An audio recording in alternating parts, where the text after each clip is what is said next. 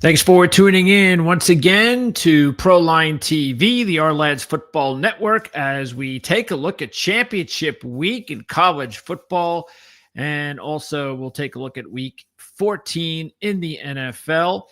Make sure to check us out tomorrow at 1 o'clock Eastern for the Playbook ATS podcast with Mark Lawrence hosting, Jim Feist, Andy Isco. I'll be there. And also a special guest, Ryan Dunleavy of the New York Post, will join us. Ryan is an NFL writer, covers the New York Giants for a living as well. So we're going to get his take on what's going on with the Giants during their bye week, Jackson Dart, who the next head coach is going to be, maybe even who the next general manager is going to be, and some more additional NFL talk with our special guest, Ryan Dunleavy, on the Playbook ATS podcast tomorrow at 1 Eastern. All right, so let's get to it. Let us first start off with college football. And we're going to take a look at the rankings that came out on Tuesday night, last night. I had a good comment from one of our viewers talking about how surprised he was that I had Texas A&M ranked so highly compared to where Texas A&M is ranked right now, as far as the committee is concerned, at number 7. And again, this was my look, not tomorrow, but next week, and how I thought it was going to shake out. And that could still be the case. I mean, I don't think so, because Ole Miss isn't playing, Oregon isn't playing.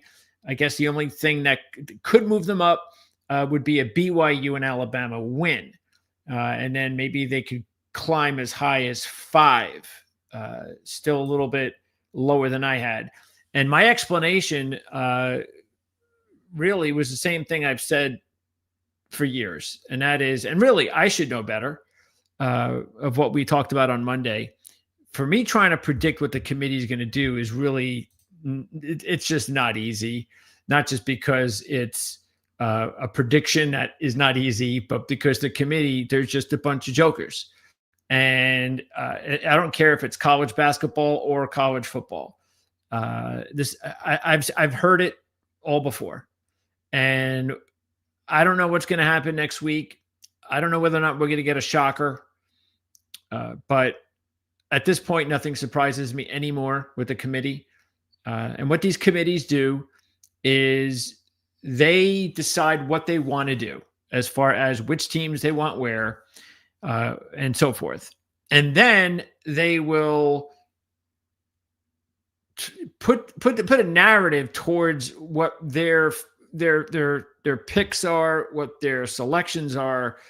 And then the very next year, they'll change that narrative again to fit their selection when it's maybe the exact opposite narrative of what they did the previous year. In other words, they're completely inconsistent.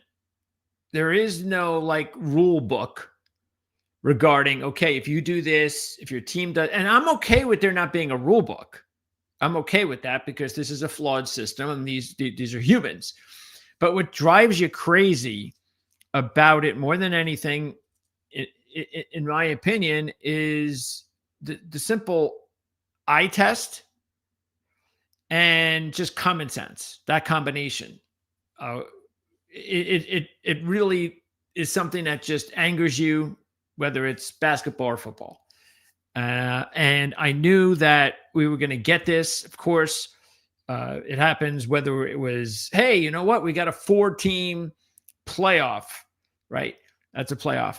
And then when it went to 4 to 12, everybody said, well, you're going to be complaining when it's 13. And basically it's debating, and and I have no problem saying, hey, so-and-so didn't deserve this, and so-and-so needed to be in, and so-and-so didn't. But in reality, when it's all said and done, a couple of years ago, when we were thinking about this, you figured, well, based on the way the system was in college football, well, why would this be a matter? I mean, you have these great teams in college football. Usually you would have 2 or 3 really great teams every year. And then you'd have a couple of teams that, maybe if they're, again, if it's a 4-team playoff, a couple of other teams that probably deserved it, and you would really be interested to see, hey, what would happen if that team played one of those great teams?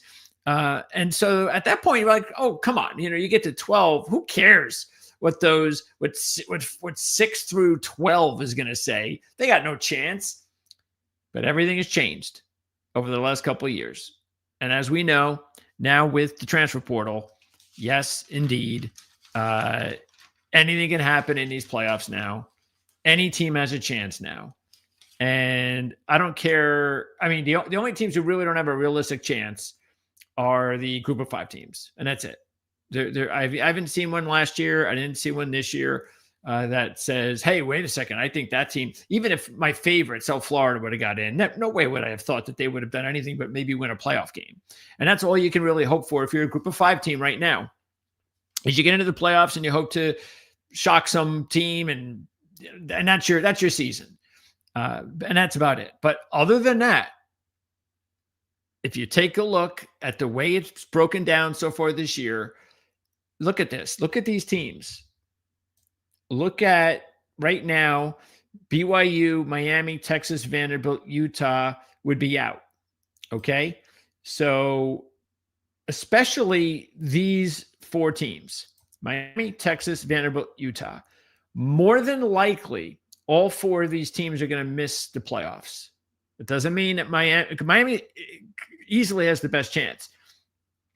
But more than likely, you are going to see Miami with a chance if any other team, especially Alabama, loses, and we'll get to that in just a second.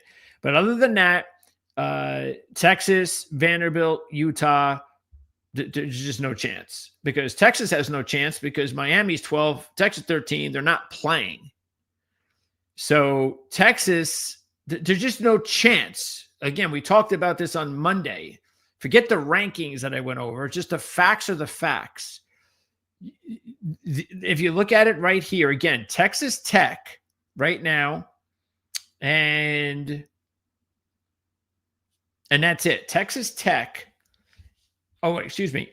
Yeah, because if you look at it, look, if BYU beats Texas Tech, in my mind, is going to get knocked out. That is going to open up a spot potentially for a second team. Miami can get in with a Texas Tech or an Alabama loss. Now, I don't think Texas Tech is losing. I would be very surprised if that happens. But if Alabama loses to Georgia, and I don't think Alabama is losing either, but if Alabama loses to Georgia, then I believe Miami's getting in over Alabama. Some people, I've seen some people talk about and write, oh, it really doesn't matter what Alabama does because they're in the SEC championship game. If they lose, they're still going to get in. Really? Is that what you think? They're hanging on in 9th. Okay. A 3-loss team. A 3-loss team is not going to get in this season. Not with Miami having a win over Notre Dame and being 10-2. And don't forget, Alabama's got a loss against Florida State. They can't forget that. And they won't be forgiven for it. So if you lose to Florida State, a team that didn't even go to a bowl, how do you expect to go with 3 losses to the playoffs? And again, this is another thing we've talked about, why some of these teams are better off not playing in these championship games. Just imagine if Alabama loses and they get knocked out. What's going to happen? You're going to hear that as a big talking point. And the problem is these conferences don't want to get rid of the championship game because it's a moneymaker. So they're going to have to figure out another way that if they get rid of it, how are we going to get that money back? Is it an extra round in the playoffs? Is that what's going to help when you go to 16 eventually? Does that help you earn more money overall? I don't know. But if Alabama loses and they get knocked out because they played in a championship game, and again, I don't see any way that they're going to be still alive. I mean, look, you got Miami still behind Notre Dame. Well, that's not changing. These 2 teams they don't play again. So it's, again, I think we're in a situation that I never thought we'd be in a few years ago. I really didn't.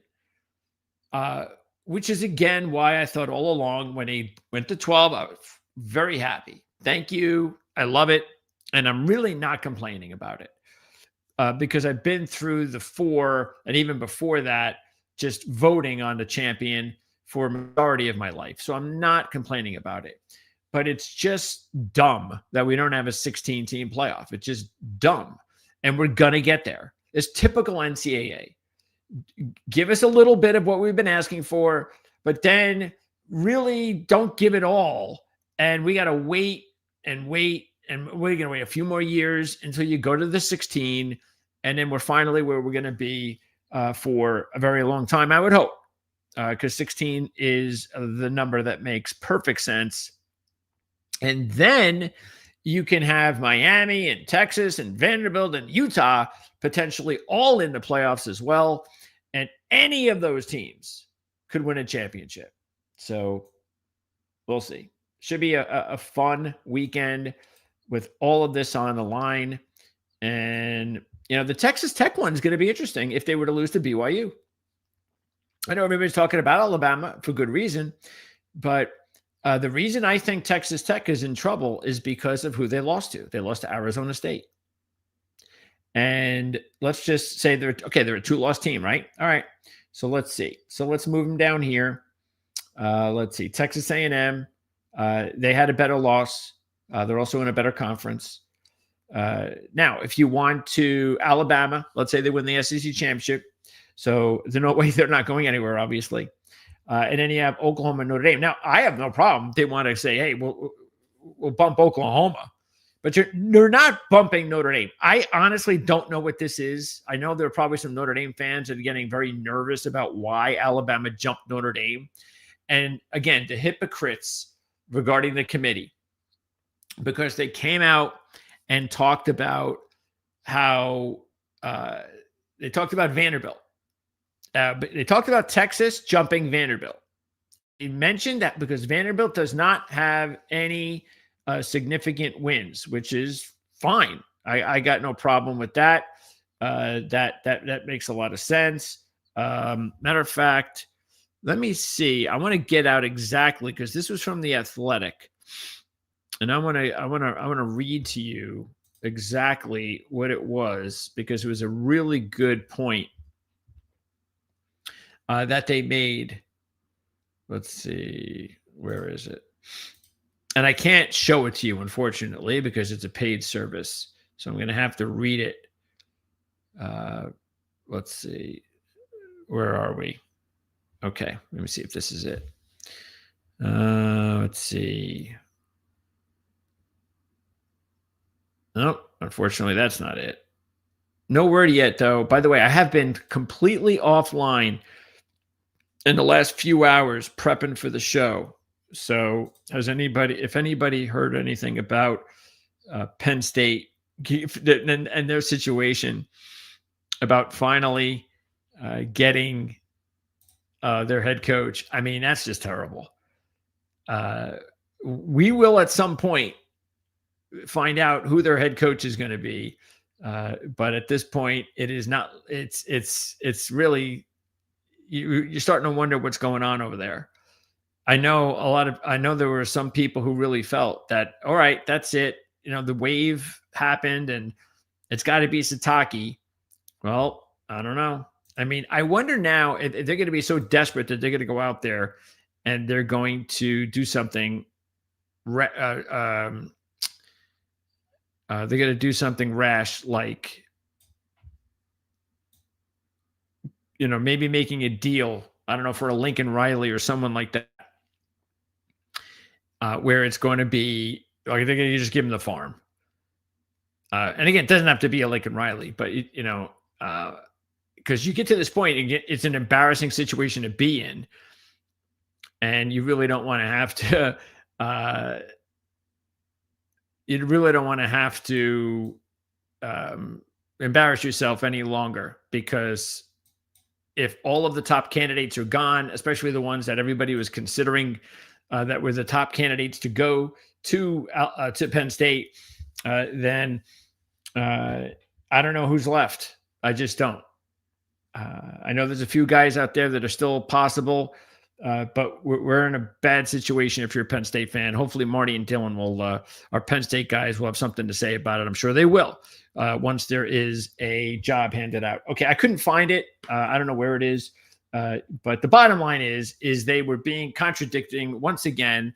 The point is that they basically excused Alabama for their loss, for their close win to Auburn, talking about how, like Vanderbilt, like I said, that Vanderbilt had these wins. Matter of fact, I think they even slammed them for the Auburn close win or something like that, or something similar. And then here's Alabama, and they praised Alabama for beating Auburn, which is a non-bowl team.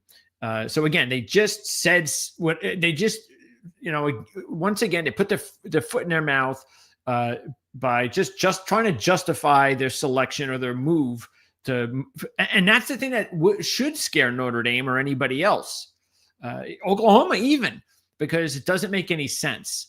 And if you don't make any sense, then I would be really, really concerned if I'm Oklahoma.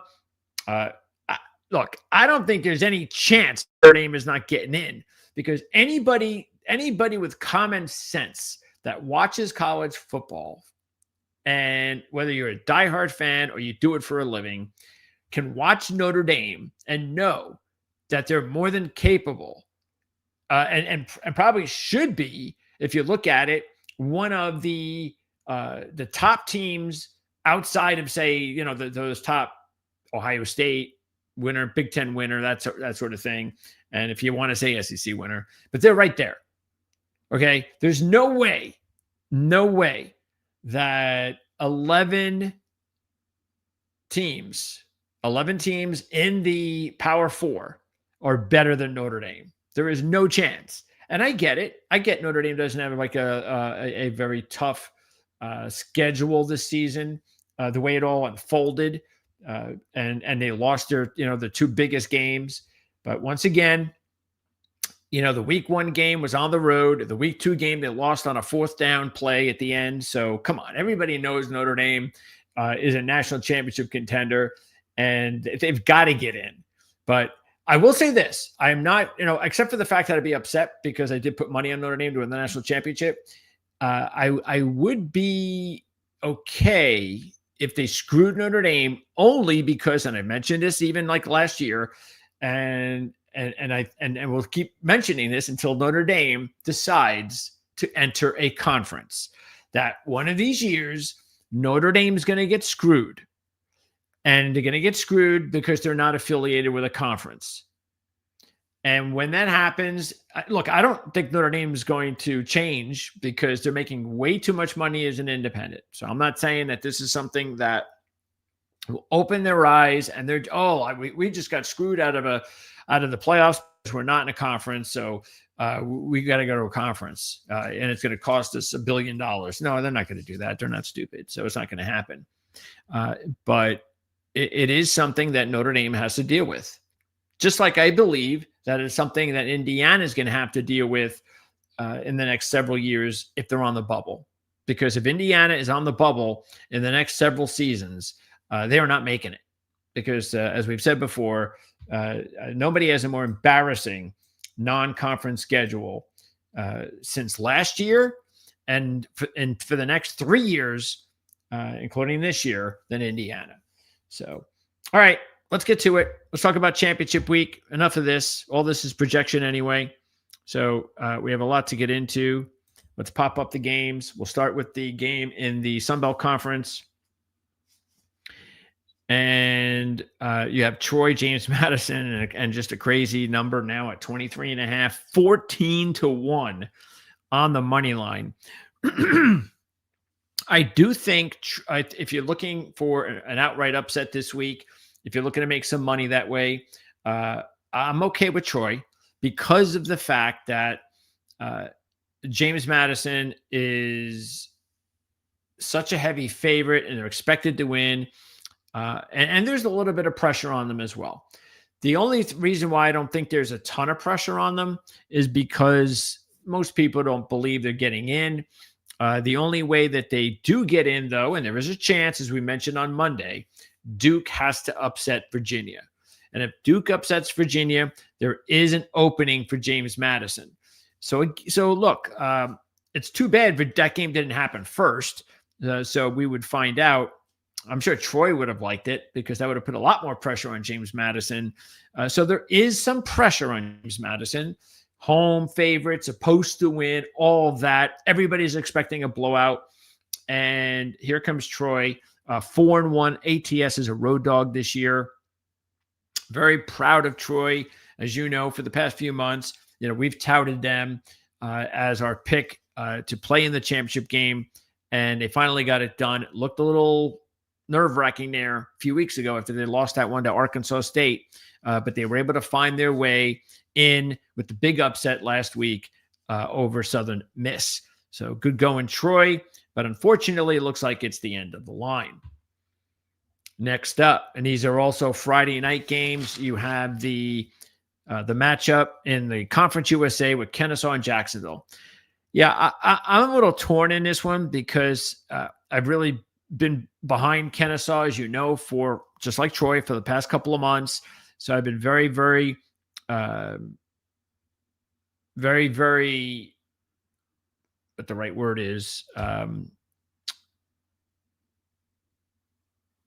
I just think it's a cool thing that a program that came in from the FCS that was god awful last year, one of the worst in the FCS and the FBS, for them to turn it around, for Chris Mack to come in there as a first-year head coach and turn it around, that they're in the championship game, is just an awesome accomplishment.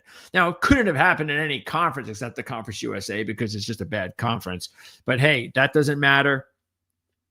They're in the championship game, so good for them. Amari Odom is a really exciting young quarterback for the Owls. They've got also, Bernard is a nice receiver. He makes some big plays. That gives him a little bit more of a weapon than Jack State has. Jack State's got a decent receiver, this kid DeAndre Johnson. Jack State's more about Creel and Cook, the quarterback running back combo. Very, very tough. Redshirt freshman, Creel. Matter of fact, Odom's a sophomore. So we could see both of these teams in the championship game for the next couple of years. But the thing with Jacksonville State, is we've talked about for about a month now, just reminding everybody, is they are really tough at home. Very tough at home. They have now a 13-3 ATS number as a home team in the FBS. Now, it started in 2023. So again, 13-3 against the spread. They are 4-0 straight up as a home dog this year. That's right. For some reason, they've been a home dog 4 times. They're 5-0 straight up at home on the season. They've won 6 out of 7. And they've beaten Kennesaw both times they played them. They beat them last year as a 17-point road favorite, 63-24. That's how bad Kennesaw was last year. And then beat them again by 9 as a 3-point home dog this year. And that was proof to me. That was the last proof I needed that this home deal with Jacksonville State was real. It meant something. And they beat Western Kentucky last week. That's why I picked them last week. This home thing matters. Kennesaw, though, they won 9 out of 10. Who did they lose to? Jacksonville State. And here's the thing. They outgained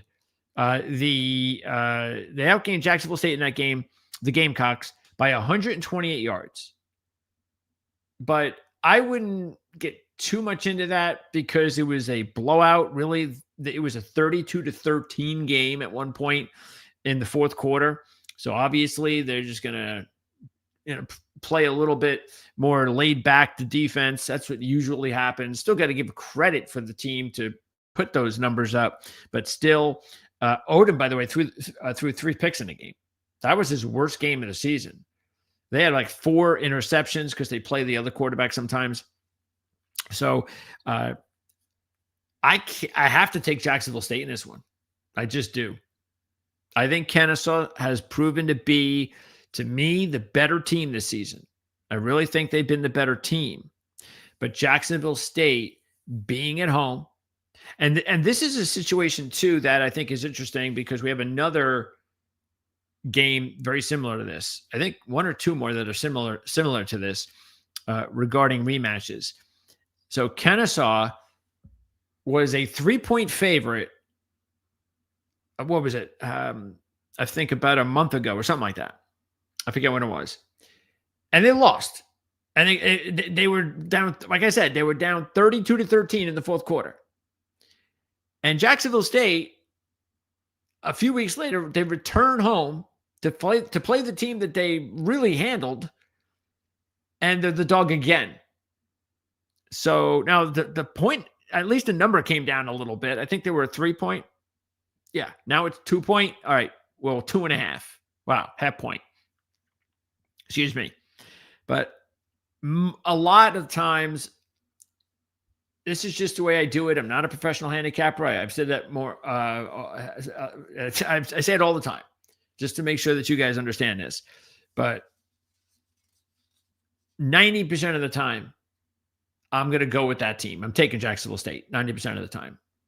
It doesn't make now. Look, if the first matchup was a fluke and the other team outgained it by 250 yards, that sort of thing, well, that's the 10% that I'll go with the other team. But I see I'm sorry, but as much as I've been on Kennesaw this year, and as not as much on Jacksonville State, because the only time I'm taking Jacksonville State, I think I've taken them like twice, both at home, and so I understand that. But the fact is that I can't go against Jacksonville State at home. I just can't do it. So if you can, more power to you. I don't think that this is going to be an easy game either way. But I would say this, based on what happened earlier this year, if one team is going to make this a 3-quarter game and the game will be over by mid-fourth quarter or before the fourth quarter begins, I think that team is going to be Jacksonville State. So anyway, there you go. Should be a good one. Jacksonville State's a defending champs as well. So, hey, I hope Kennesaw wins. I really do, except for the fact that I'll be betting Jacksonville State. But I won't be betting them a lot. I can't do it. I can't bet them a lot. Okay. Who else do we have? Oh, now another road favorite. Yeah, this one surprises me a little bit. Not a lot, but a little bit. Because of the fact that if you look at Tulane, check this out. Since the 2022 turnaround, this is when Willie Fritz was there and Tulane became a relevant AAC team. This is only the second time, period, that Tulane has been a dog in a conference game. That's right. Since the turnaround, that's 2022, 2023, 2024, and this year. Since then, they have only been a dog once in conference play. That was this year at Memphis, and they beat Memphis. Okay, so that's what North Texas is going up against. They are the road favorite at Tulane. And again, I understand why. Drew Mestamaker is having a fantastic season. If you look at the way that they've been destroying teams, they've won 6 straight up ATS by a 50-21 margin. So they are just killing teams. I get that. I mean, if you look at Tulane, yeah, look, they got this Retzlaff guy, and he's a winner. He was a winner at BYU, and and then when he left, remember when he left, everybody like panicked at BYU and thought, oh, it's going to be terrible for BYU. And don't forget, we had BYU as our official long shot in the Big 12, and they came through for us. But that was because they were able to bring in Bachmeier, who's turned into one of the top freshman quarterbacks in the country. Still a little bit of a surprise. I get that. But that's the Big 12, right? Those are the things that happen in the Big 12, I guess, the new Big 12. But for Tulane and for Retzlaff, he has kind of had the same run in just this season. It's one season. He's not a power passer, and they're not a pass-first type team either. I mean, Retzlaff is leading the team in rushing. Now, if he's rushing for over 1,000 yards, that's okay, but he has only 561 with 14 touchdowns. So that's so again, if you're looking at it from that point of view, I understand why North Texas is favorite, because Tulane just doesn't have that offensive, high power offense, and that can be misleading though at times.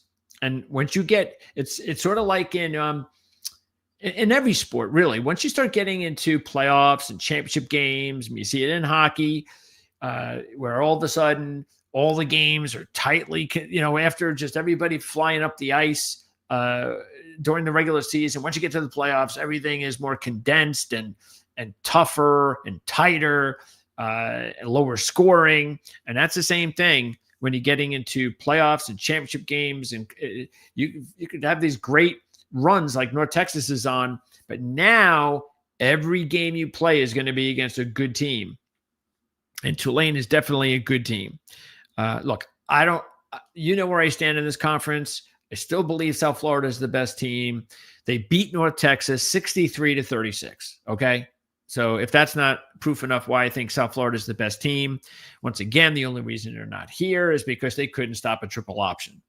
Other than that, they would have been here. Look at North Texas. Keep this in mind. Their best wins this season, 2 of them were in overtime. Okay, so they won twice in overtime. Both not conference games, though. They beat Western Michigan and Army in overtime. Actually, the Army game was. So just imagine, Army, overtime, they lose that game, they're not here. They also beat Washington State Navy. So those are their top wins. And I told you their loss. For Tulane, their wins are a little bit more impressive. Again, the road win at Memphis. They also beat Army, and they also beat East Carolina. But in the non-conference schedule, their wins were a little bit more impressive. They beat Duke and Northwestern. So both bowl teams, and one just happened to be in the championship game. So their wins just a little bit more impressive, which again is why I don't care. I've been doing this long enough. I don't care about how one team looks because of their dynamic offense and they blow teams out all the time. I don't care about that stuff because look, I just mentioned this last week. Just to reiterate, defense wins championships. Now, Tulane doesn't have this great defense, though. So that is the thing to keep in mind. Another reason why I could see why North Texas is favorite. I get that. Now, these two teams have played, not this year, but they played the previous 2 years. And it's the only time they've played since North Texas came to the league. And Tulane beat them both times. So North Texas is looking for their first win against Tulane as American rivals. Both head coaches are gone. We know that, which is a very weird situation, but it is what it is. And unfortunately, too, neither team had a really good end of the season. I mean, a really impressive end of the season competition-wise. Both teams in their last 3 games of the season played like 3 of the worst type or easier type teams that you can play. I mean, North Texas did beat Temple, which was trying to get to a bowl, but that was it. Out of the 6 games that these two teams played combined in the last 3 games of the season, that was the best game. That was the best competition for either team. So it is what it is.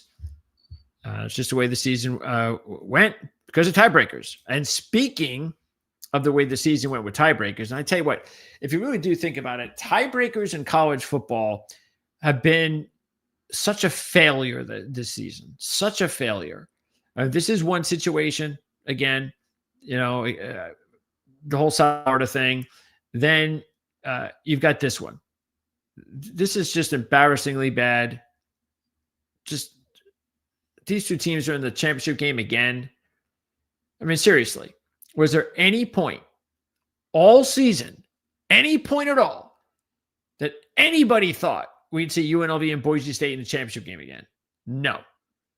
But somehow by the last game of the season, when it was all said and done, and you had like 10 teams in a tiebreaker or whatever they had, they spat out these two teams again. Now, maybe if UNLV had like beaten Boise and we'd have a little back and forth where maybe they've split their last 4 meetings or they split the championship, but no. Boise, if you take a look at how they've owned this series recently, they've beaten UNLV 4 straight up ATS since the 2023 season, including the 2 back-to-back championship games. And by the way, they won the 2 championship games by a combined 38 points, beating 56-31 this year. Okay? Plus, Maddox Madsen returns. I mean, I'm kind of surprised I'm still only having to give 4.5 now with Madsen returning, because really, they were a 3-point favorite when the week began. So would I rather give 3 and have the backup for Boise State, or give 4.5 with Madsen? So yeah, I don't know how you could take UNLV here. Now, maybe, look, it would be nice to see UNLV win this game, but until they do it, why would I do that? Again, they 56-31 this year. They've owned this team. Now, UNLV is playing better than Boise State to end the season, so they do have that momentum going. This is probably as good as UNLV has played all year. They won 4 straight. Their only cover loss during that 4-game winning streak was an overtime win against Utah State. They won by 3. They were a 5-point favorite at home. Boise, meanwhile, 2-2 straight up, 1-3 against the spread in their last 4, and they're in the championship game. Oh, by the way, and they're at home. Absolutely embarrassing. What an embarrassing conference. Again, tiebreakers just killing college football, killing it. Now, here we got another rematch, and unfortunately, this is where we're going to have to cut ties with my long shot, BYU. Look, I made him a long shot. I'm happy for it. They made it there. Good going, BYU. But realistically speaking, I don't see how they're going to be able to win this game. I just don't. This is just a bad matchup for them. And we saw it a few weeks ago. I mean, they beat BYU. Texas Tech did 29-7. They held them to just 255 yards. And again, BYU needs to run the football. Mentioned Bachmeier, the freshman quarterback. He's a runner first. LJ Martin, really like him. I think if he can stay healthy at the next level, that's going to be his issue. I think he'll drop at least a round in the draft just because of his injury. He's always banged up. So it's going to be just, look, Texas Tech is the number 1 ranked rushing defense in college football. And BYU needs to run. And they can't.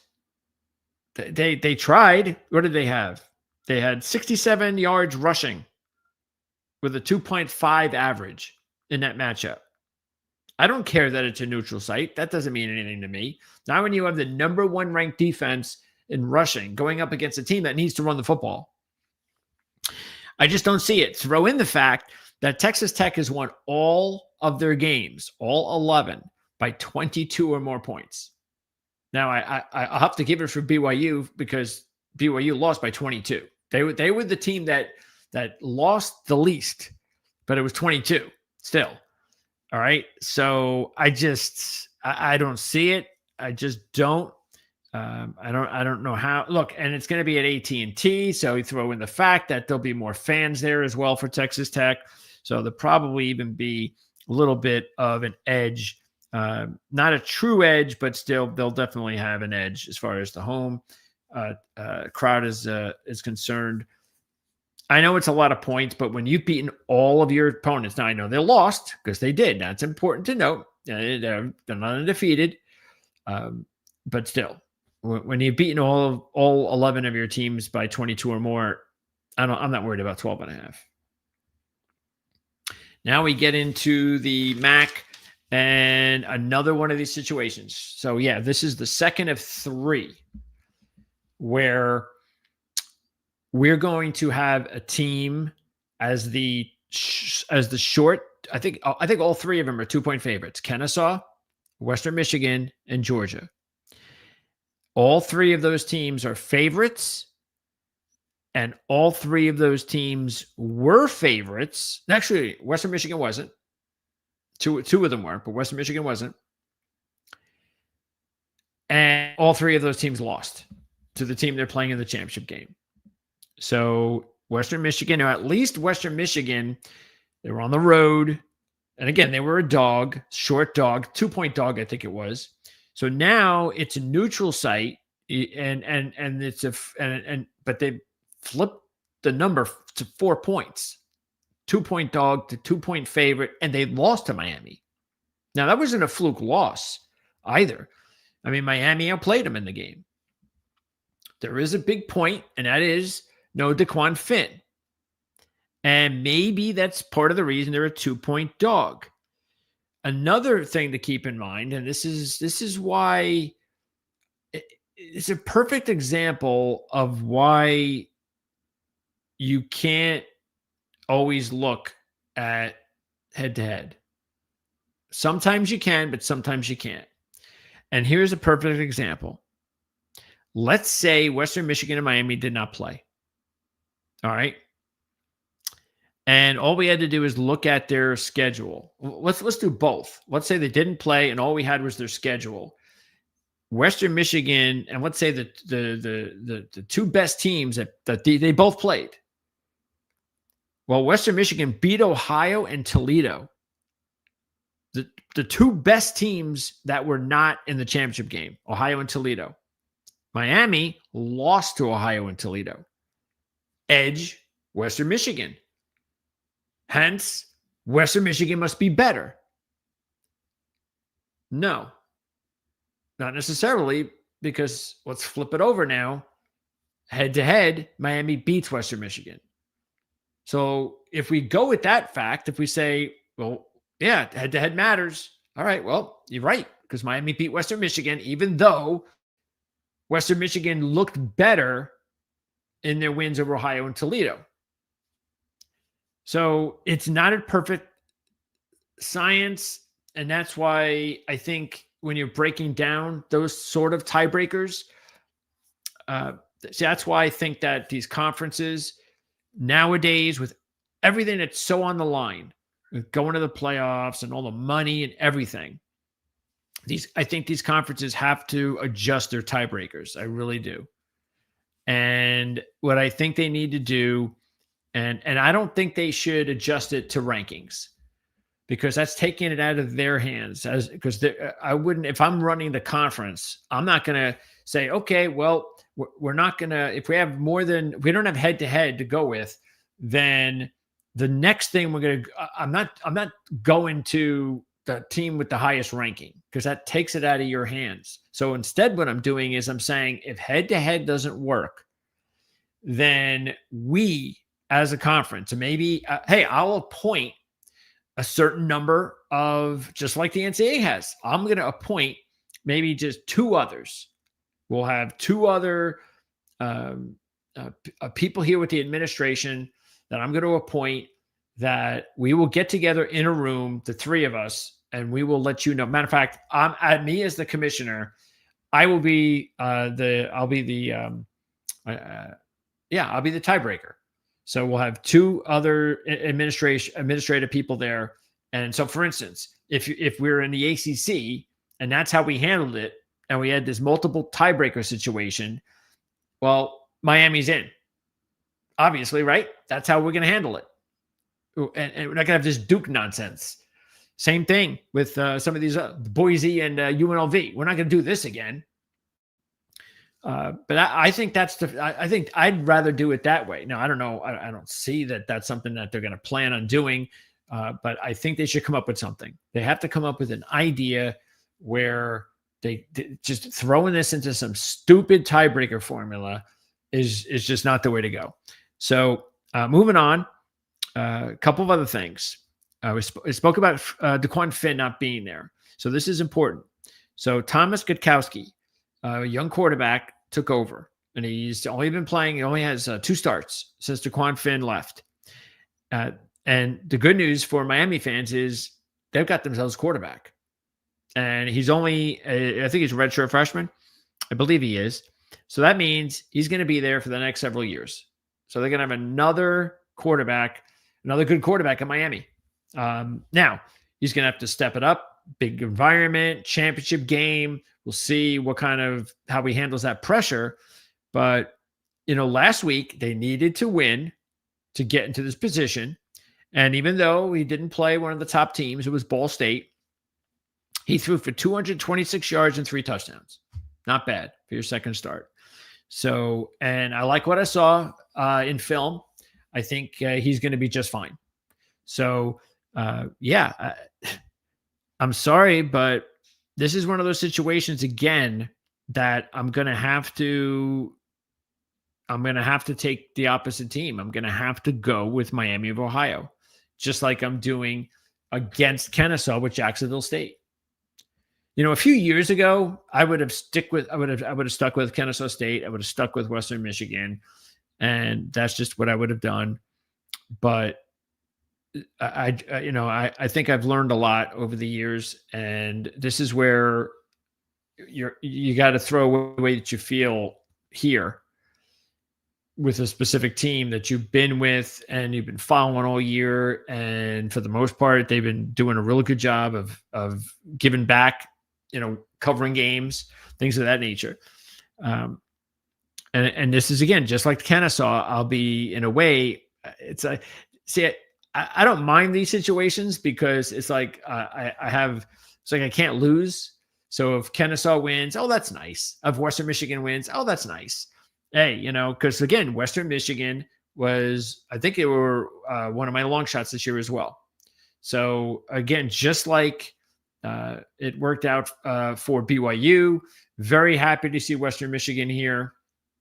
And if you want to check out the preseason prediction show, all you have to do is go back, check it out from the week before the season began. And I went over everything. I went over every conference and I made my predictions, my championship predictions. I had a long shot pick, a sleeper pick in every conference. So Western Michigan was definitely there.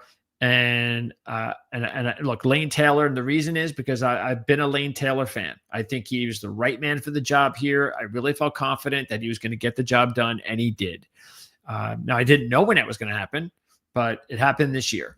So a big part is Brock Lowry, the new quarterback there, but he's mostly a runner, and they're not a dynamic offense, but he's a difficult kid to stop. But I don't really see a major advantage either way. Again, I think Western Michigan has had the better team this year. But when these two teams got together in their only matchup, it's also the only loss for Western Michigan in the MAC. When they got together, Miami did beat Western Michigan. And I think that's important. Now, here's another reason that put me over the top. Okay, this is one of the best trends from Mark Lawrence's Playbook Magazine, Preview Guide Magazine. Western Michigan 0-12 against the spread with revenge when they're coming off a straight-up win, taking on an opponent coming off a straight-up ATS win. And you know what is ironic is they were in that spot once this year, and it was when they played Miami. And they lost. They lost the game. They lost the cover. And there you go. Now, Miami, of course. Now, here's the interesting thing, too. Miami beat Ohio last year in the regular season, just like they beat Western Michigan in the regular season. Went to the championship game. They lost to Ohio 38-3. So if you're thinking that just because they beat Western Michigan, that you should take Miami, just remember what happened last year. You have to have more than that. You got to come up with other reasons. And again, that's not the reason why I'm taking him here either. It's not the only reason I'm taking him here. It's just that this is a program that's used to being in this position it's sort of like if you're thinking of a big conference, let's say it would have been like if Georgia had played Vanderbilt in the SEC championship game. That's really what it is. It's like Miami is playing a team. Western Michigan has not won a MAC championship since 2016. Miami has 2 wins, 2023 and 2019 with Chuck Martin, the longtime head coach for Miami. So you've got a program that is used to winning championships against the upstart Broncos from Western Michigan. And yet the upstart team is the favorite here. Now, keep in mind, Western Michigan led Miami 17-9 in the fourth quarter of that matchup earlier this year. But Miami just steamrolled them in the fourth quarter to get the win. And Finn had, a really big game in that one. So, look, I think this is just like the Kennesaw game.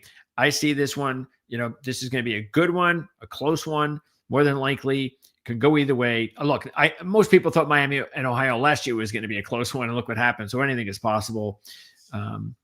But, hey, we'll see what happens. Okay. Next up. Oh, here's the other championship game. That it's not a whole lot, but out of the championship games, this is the third one, as I said, where you have one team losing rematch to the other team, but the team that lost the game is the 2-point favorite. Now, Jacksonville State, Kennesaw State, Western Michigan, Miami do not have the history that Alabama has in this one. Meaning, and this is the reason why, if you go back to, I think it was like week 4 when they played, I said the same thing that I'm going to say now. And it's happened again. And that is, I don't know how Alabama continues to be a dog in this series. I don't get it. Alabama has beaten Georgia 8 of the last 9 times they played them. And they've won 3 straight. This year, 2024, and 2023. The last 3 years, they've beaten Georgia 3 straight times, all as dogs. And after beating them as a dog again earlier this year, what is the line? This is the favorite again. I don't get it. I don't get it, but hey, good. Because Alabama is actually going to be my top play of the entire week. It was going to be between Alabama and Virginia, but Alabama is going to be my top play. They beat Georgia. They outgained them. Matter of fact, they did not trail in the game earlier this year. Simpson had a good game. Stockton did not. Until last week, Stockton had played, if you look back at his worst performances of the year, and it wasn't a terrible performance, but his least productive, it was the Alabama game. He only threw for 130 yards. That's it. Until last week. And I don't know what last week was. I don't understand what happened last week in the Georgia Tech-Georgia game. I mean, Georgia won the football game, and Stockton was 11 of 21 for 70 yards with a touchdown and pick. So for me, it's just another reason to like Alabama, to tell you the truth. So that's the reason I'm taking the Tide. And look, we'll find out. I don't think we're going to need to find out if Alabama loses, will they be in? But if they do lose, it is going to be a big story on Sunday to see if they make it or not. And then here is the other game that I just mentioned is considered one of my top plays. Of course, it's going to be one of my top plays.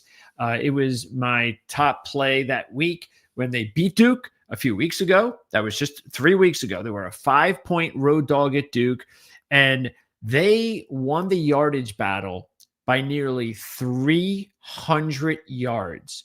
They kicked Duke's ass. Okay, they only won by 17, but it was like never in doubt. Okay, so they just beat up Duke 3 weeks ago, and now they're only a 3.5-point favorite. So I get the reason why, because they were a 5-point dog a few weeks ago. So this is still a 9-point swing in just a few weeks. But I'm okay with that because it's not like it was a pick 'em and it's 9 or 10. I only have to give up 3. And what I also like the fact is because it's one of the last games played I have already put together, I already did one parlay where I had Virginia on the money line and I had Alabama as a part of that. Now, the second, I had a 3-teamer. The third one's coming up. But you can do that, or you can just go ahead and do straight up. I know it's a lot at minus 166, but I think that's the way to go. Just in case. I still have no problem giving 3. I'm just saying, Jim Feist has taught me a lot as a handicapper, and if he taught me anything that stuck with me more than anything, it's when you're in that level there, just go with the money line. Okay. And remember the Duke Clemson game? Maybe you don't.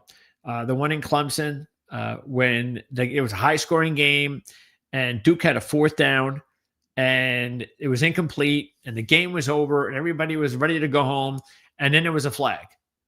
It was one of those, what's the flag for?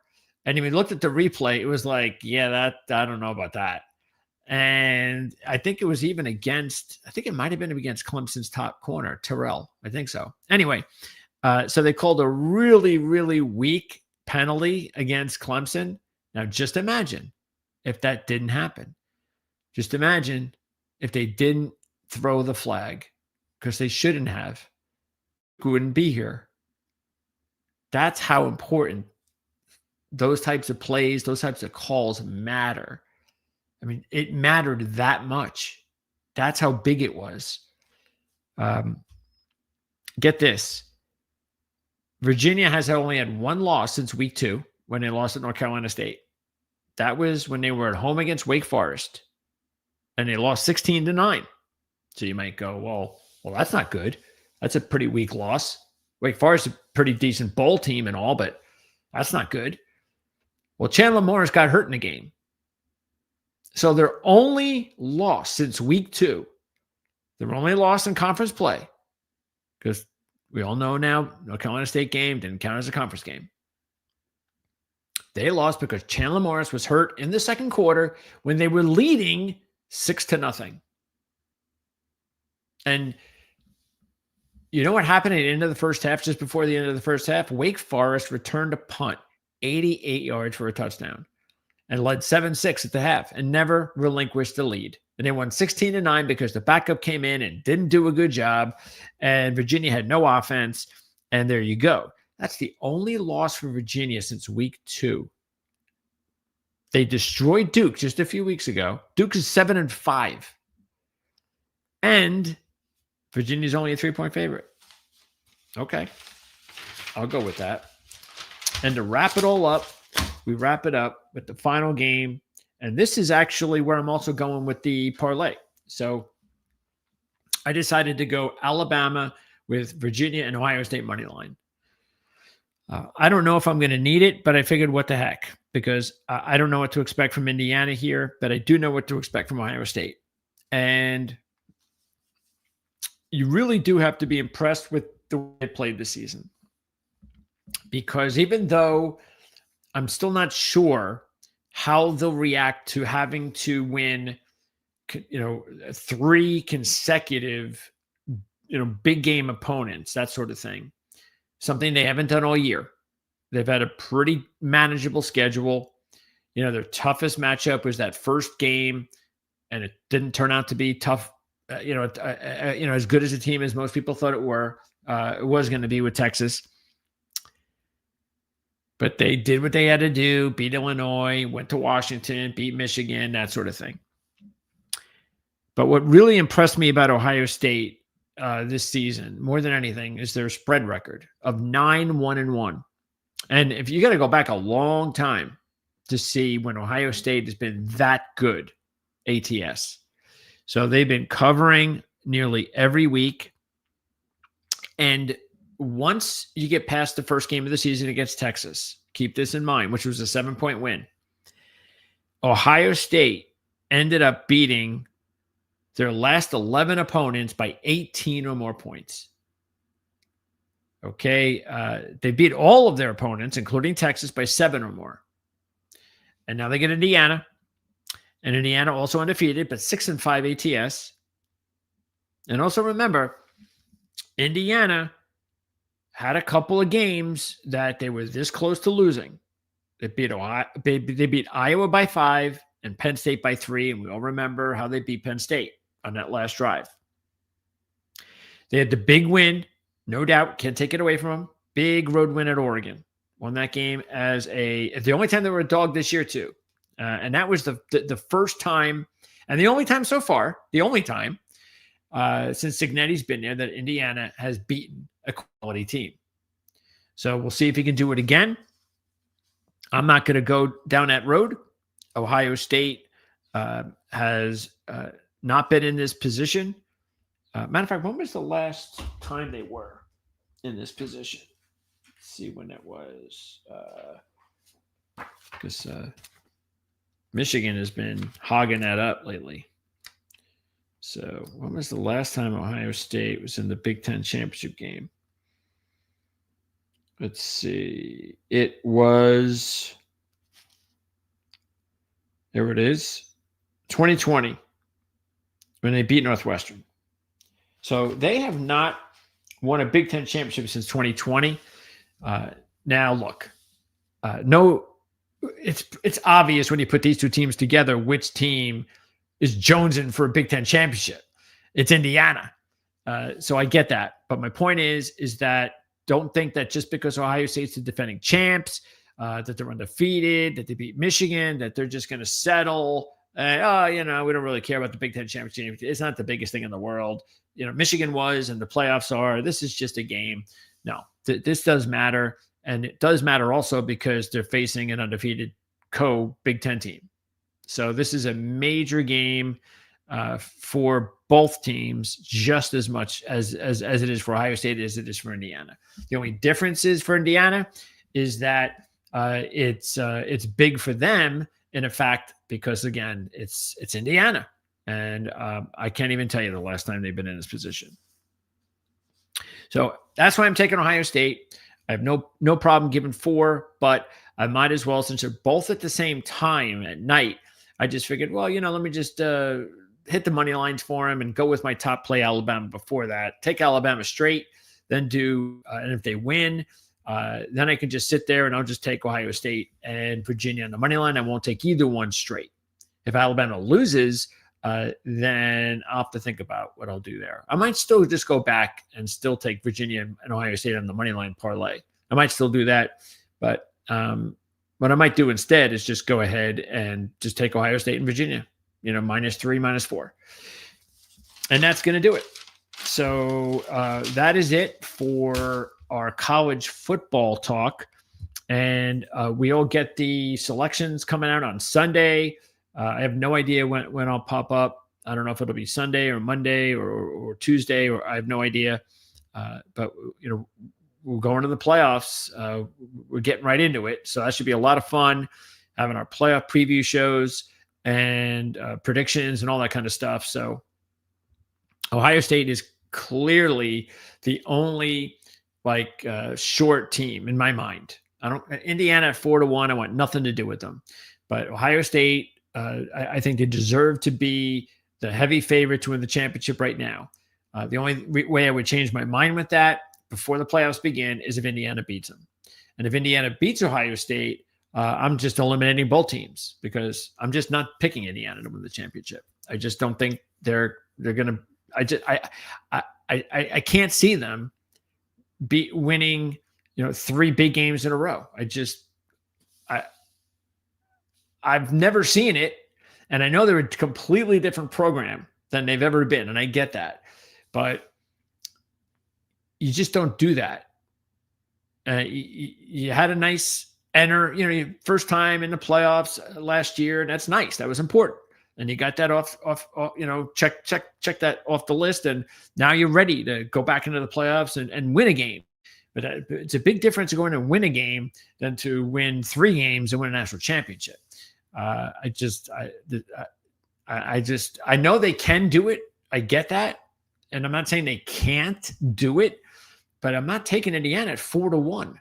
There's no reason for me to do that when I could take Notre Dame at 12-1? Why would I take Indiana at 4-1 when I can get Notre Dame at 12-1?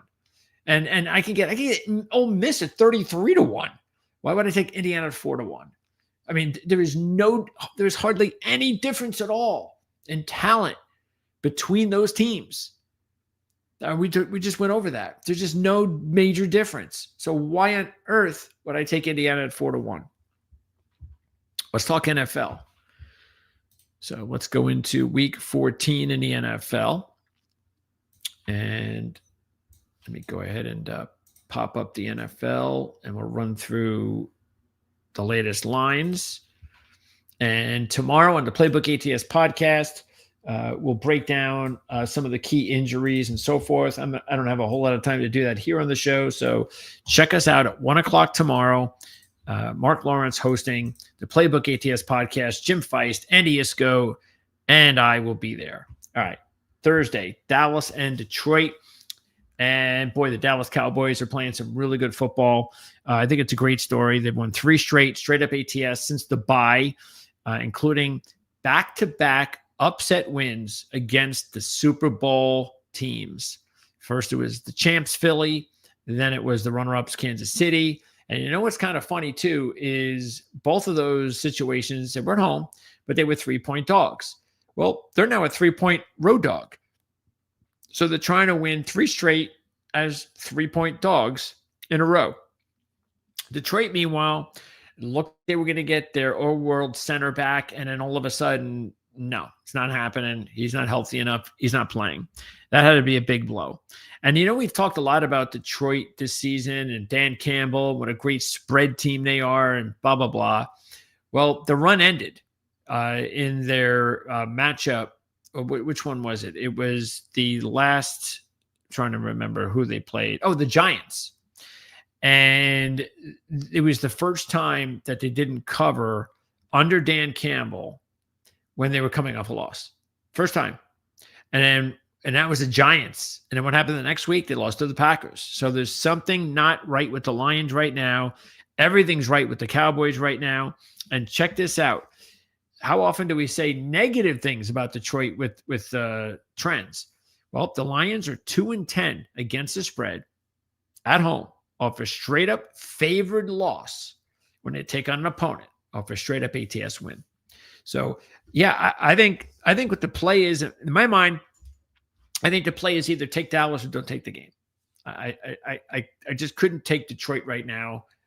Against the way the Cowboys are playing, with the way the Lions are playing in this spot. And Dallas also has a little revenge on their minds because Detroit annihilated Dallas last year. Annihilated them. All right, not much to say here with the Tampa Bay Saint game. Bucks 1-3, straight up 0-4 against the spread in the last 4 games. It's all happened since the bye. We all thought that they went into the bye. They were 6-2. They needed to get healthy. And it's worked the opposite way. They just really didn't get healthy until last week when they got Irving back. It was the second week for Godwin. Bredesen returned. And yet they still couldn't cover the game. But look, I think that really, the thing that really disappointed me was that they didn't score more. I mean, I really thought they should have scored more than 20. But look, they had a 20-3 lead. Arizona had 2 late touchdowns to kind of backdoor, even though Arizona had the ball. With about a minute left, deep in their territory, and he went 4 and out. I mean, it was like a terrible, terrible drive. It wasn't even a drive. The road team, though, has covered 6 straight in this division rivalry matchup. So that does scare me a little. Plus, when you're not covering games like Tampa Bay has not been, I just wouldn't feel comfortable. They'll win, but it's a lot of points. I do feel comfortable taking Seattle, though. Seattle's a 7-point favorite. Atlanta, meanwhile, has lost 6 out of 7. Their season is over.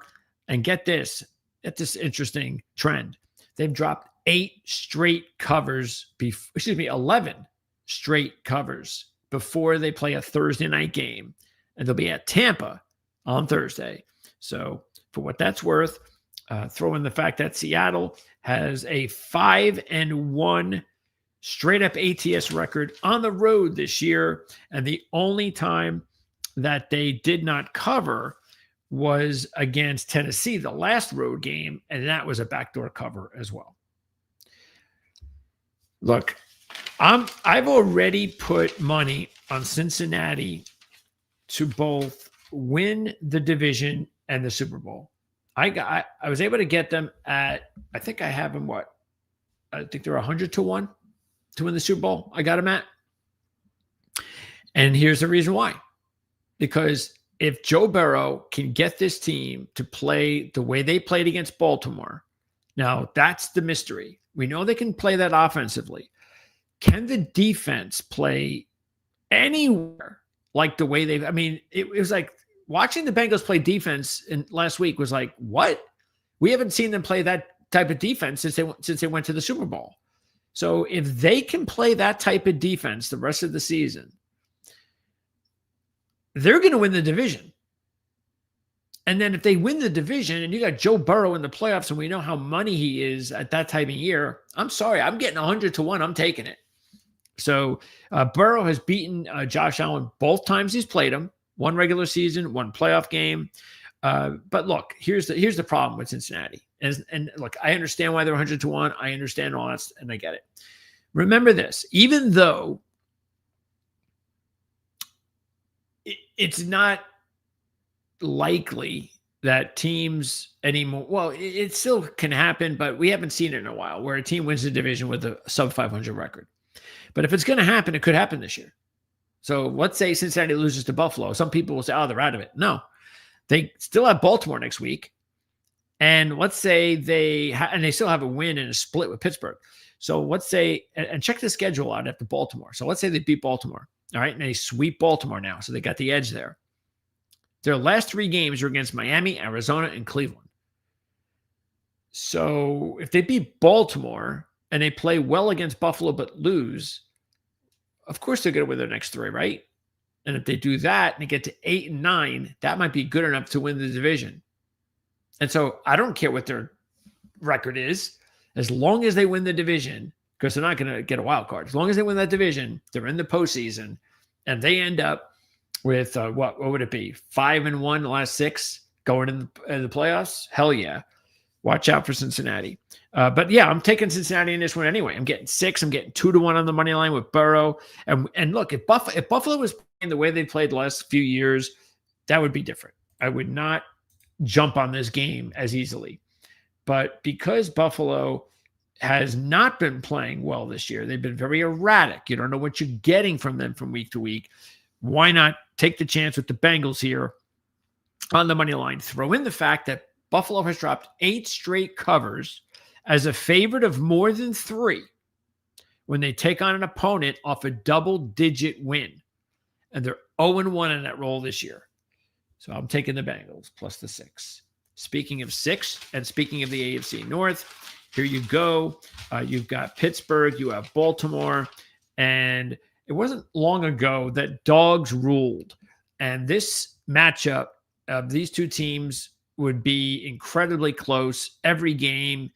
One team won by 3, another team won by 3, but mostly the dog would win. And Pittsburgh would be that dog a lot. But the last 2, Baltimore changed all that. They changed all of it last year. End of the regular season win, postseason win. They beat Pittsburgh by a 62-31 margin as the favorite in both. Before that, though, Pittsburgh had won 4 straight. And again, like I said, Pittsburgh for quite a long time had a good number against Baltimore. So I don't know, really, I'm not saying I love Pittsburgh because I don't. How can you? They're 2-5 in their last 7. But because it's 6 and I'd be getting 235 on the money line, I think it's worth it. So I'm going to go ahead and take Pittsburgh in this one. It's more of a knock against Baltimore than anything. Both teams 6-6. So this is one of those types of matchups. And these two teams will play again in a few weeks. So whoever wins this one is going to have a big advantage. And speaking of big division matchups, Jacksonville and the Colts are feeling it. So Houston was a big play for us last week. And the Colts, even though they've dropped 3 out of 4, they're the 1-point road favorite here. Jacksonville, meanwhile, has won their last 3 straight up ATS by an 87-33 margin. And they are 2-0 this year as a home dog. They beat the Chiefs. They beat the Chargers. Taking a look at the series, Jacksonville has won 7 of 11. They've covered 9 of 11. And they've won 10 straight at home against the Colts. So you know which way I'm going. I'm taking the Jags plus the 1.5 plus the 2. The one thing, though, that does say maybe the Colts might have something to say.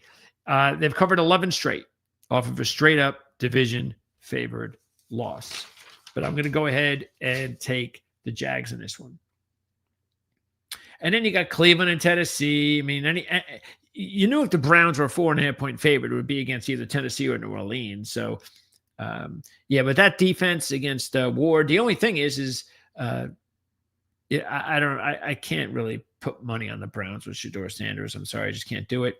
But I mean, because the other thing too is with Tennessee, they've only won once all year. So you would think that if they're going to win again, I mean, I guess this is a shot. Another bad game. Division rivals, Jets and Dolphins. Miami's really owned the series for a while, including a win earlier this year. Minnesota is a 2-point favorite in this one.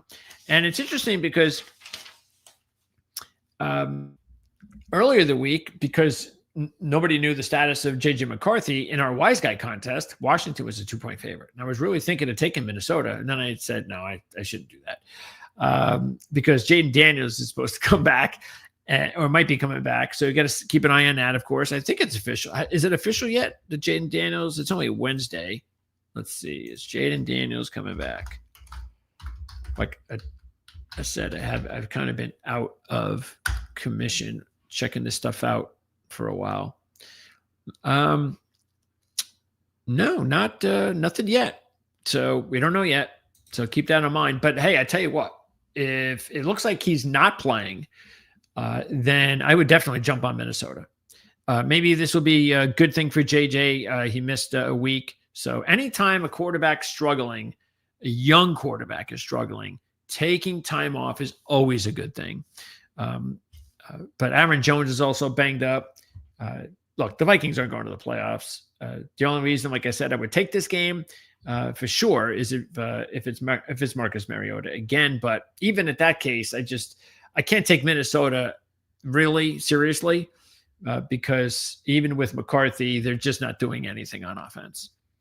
All right, Denver and the Raiders. So speaking of top picks, this is going to be it. This will be my top pick for the week. Taking Denver minus the 7.5.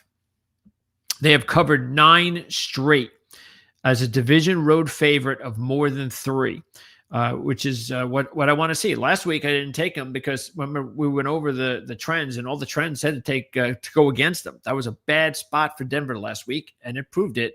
They barely held on to beat Washington. So this week is a lot different. So the numbers are back on their side. They've won 9 straight. They're taking on a division opponent that has 2 wins. It's sort of like the Tennessee-Jacksonville game last week. I don't know why, but the line kept dropping, and I just couldn't figure it out. It didn't drop a lot, but it was like at 6, and then it went down to 5.5, and then to 5, and then I don't know if it went back to 5.5, but I don't why. I don't understand it, and I think sometimes you overthink things, and I think that's what was happening last week. But yeah, I only have to give 7 in this spot. Because the thing is, it's a division game. So whenever you get a division game, you're not going to have a team that's going to I'm going to take the week off. Now, the first matchup is ugly, and I get it, but I'm willing to wager that Denver is not going to play like that again.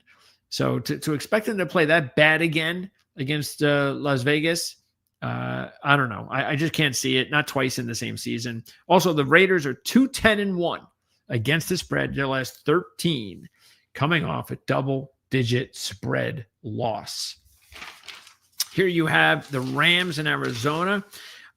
And I don't really see look, I like the Rams in this one, but Arizona, even they almost dropped their fourth straight cover if they didn't come back and cover last week. So it's not like they're not the cover team they were earlier this season. But even so, it's again a division game. Arizona is not showing any quit. And even though I have no doubt the Rams win this game, it's not going to be a top play for me. But yeah, I think the Rams are clearly the way to go for coming off a loss, and it being a division game. Speaking of division matchups, you got the Bears and the Packers, and this might be one of the first times I took them. I've gone with the Bears before this season for the most part. For a team that's won 9 out of 10, I haven't really gone their way very often, but this is one I will.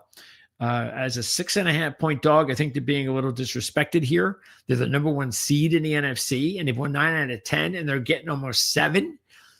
Look, I get it. I'm still not a big Caleb Williams fan. I do not think that's going to work out. I just don't. I don't see any maturation from him. I don't care that he was able to come from behind in the last minute when they were down by Minnesota, and he's made a play here and a play there. You know who's also made plays here and there when he's had spotty games to win games? Zach Wilson. I've seen Zach Wilson with the Jets over his career come up with big plays and win games. And look at him right now. So I don't think I don't see any consistency in Caleb Williams' game right now. No, maybe it'll come. We still have a few games left. But for a team that's won 9 out of 10, it's not because of Caleb Williams. We all know who is running this team and is doing a phenomenal job. The running game has also been fantastic. I got to give the defense credit. They've had a banged up secondary all season, but they've hung in there. They've also had a manageable schedule. I get that. But last week's win should have been proof that this team isn't going anywhere. So that's why I'll take the Bears and the 7 here in this spot. And they'll play the Packers again in 2 weeks. Houston and the Chiefs. And wow. I mean, check Kansas City out. They've lost 6 games this year. They're 6-6. They've lost 6 games by 25 points. 6 by 25 points. So what is that? That is, let's see, 25 divided by 6, 4.1 points per game. That's how they're losing games. How about that? They've lost 3 out of 4. They've dropped all 4 covers in those 4. But they've owned this series. They've beaten Houston 5 straight, including 2 playoff games. Houston, though, is on a roll. As we said with the game, the big Indy-Jacksonville game. They've won 4 straight, even though all 4 are by 1 score. And their last 3 wins by a total of 11 points. So what do you think we're going to get in this one? Which is why I'm taking Houston. Because when you're getting 2 teams that are playing a lot of close games, well, take the points. That's the way I'm going to. So even if Kansas City wins, I'm getting 4, and that's what I'm going to do. We can't really say that Kansas City needs the game more. Houston needs the game just as much. So I'm taking a team. I'm taking the team that is just finding ways to win versus the team that's finding ways to lose. And the last one is Philly and the Chargers. I'm actually taking the Chargers in this one. Eagles coming off that disappointing loss on Black Friday to the Bears. Chargers, meanwhile, they had to buy, came off of it, handled Las Vegas pretty easily. Check this out. This is the first dog roll for the Chargers since week 1. They have not been a dog since opening week. They are 11-1 against the spread as a non-conference dog of more than 2. So this is a good spot for them. Also, the Chargers really are in. I mean, we said this last week, is that they couldn't mess around with the Raiders. Why? Because of the schedule that was coming up, starting this week with Philly. After this week, they play the Chiefs, the Cowboys, the Texans, and the Broncos. No team has a tougher final 5 than the Chargers.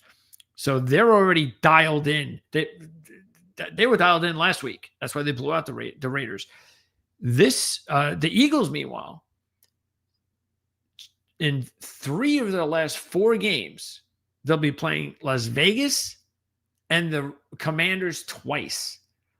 So Philly has got a good schedule. They're not, in other words, I think the Chargers really are in a much more like, again, I think they're just more dialed in. I think they understand how important these games are. They've got to be dialed in every week. They got to win these games. They're not going to win them all, but that's, the Eagles, meanwhile, I mean, they got three insurance policy games. They don't have to win this week. That kind of approach. They're the defending Super Bowl champs. But the bottom line is they're not playing well. So you can take all that gobbledygook out of the way. The fact is that the Eagles have just not played well this year, all things considering. And I think the only thing that's actually saving them from potentially not making the playoffs is that schedule. That's I think that's a big break for them. Look, if they win this game with that schedule, maybe they'll get back on a run. But I'll take the Chargers in this one plus the 3. And that's going to wrap it up. So thanks for tuning in. Check us out on Thursday for the Playbook ATS podcast, again at 1 o'clock. You can also check out Jim Feist's show he did earlier today. That's in the library here at Proline TV. I'll be with Jim and Mark on Friday at 3 o'clock to wrap up the week with the latest on the NFL and college football. So you could also join us tomorrow. I'm not sure if we're doing it in the afternoon or the evening, but we got our horse racing show again tomorrow. We've got races at Aqueduct, including the Cigar Mile. So that's coming up with John Hardoon. And don't forget, Ryan Dunleavy of the New York Post is going to join us tomorrow at 1 o'clock to talk a little bit about the New York Giants. Thanks for tuning in. Have a great night, everybody. Have a great week. If I don't see you till next week. And if you have any questions or comments, please let me know. I know you guys have done it before. I'll answer you. And I hope I get to see you guys again here real soon. So again, have a great week. We'll see you next time.